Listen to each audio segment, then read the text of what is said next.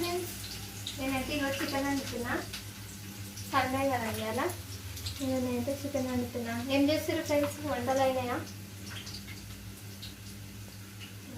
ఇంకా అన్నం అయితే రాలేదు, మరి కూర వేసినాక వండుదామని.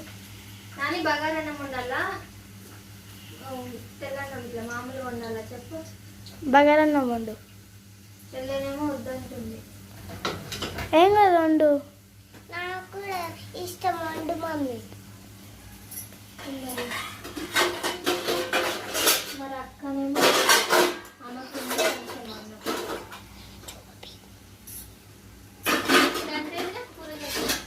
బస్సులలో ఉంటుంది. అయ్యో